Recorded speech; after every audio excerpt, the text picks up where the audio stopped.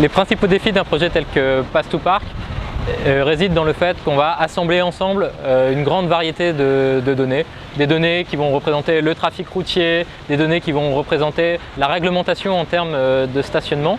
Et un de ces défis est justement d'assembler en fait cette donnée qui peut être non structurée dans un ensemble cohérent de manière à pouvoir derrière déployer des algorithmes.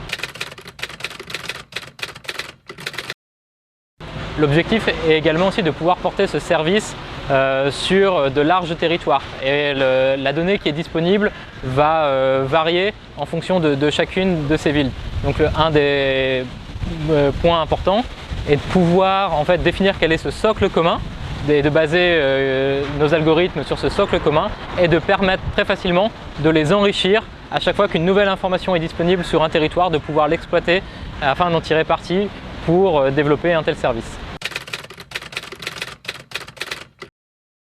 Dans ce projet, Parkeon a bien sûr en fait amené toute son expertise et toute son ambition vis-à-vis du déploiement de ce nouveau service. Et Dataiku a apporté son expertise dans le traitement de données, dans la mise au point d'algorithmes de machine learning. Et du coup, les deux sociétés ont collaboré pour trouver en fait la bonne solution à ce problème de faciliter le stationnement des conducteurs.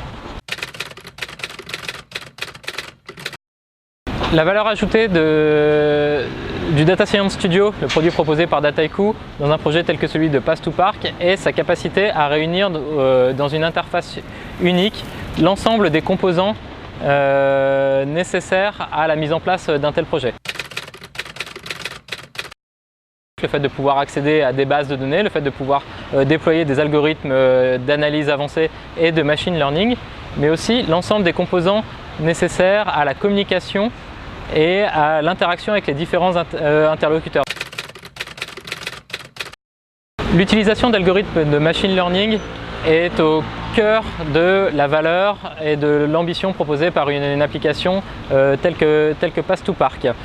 Pour déployer ce service, on a mis en œuvre des modélisations avancées et innovantes où on a représenté la ville sous la forme d'un graphe, chaque segment de rue étant connecté avec ses voisins et chaque segment étant porteur d'une information riche à propos du trafic, à propos des comportements de stationnement et des comportements de déplacement qui ont pu y être observés dans le passé.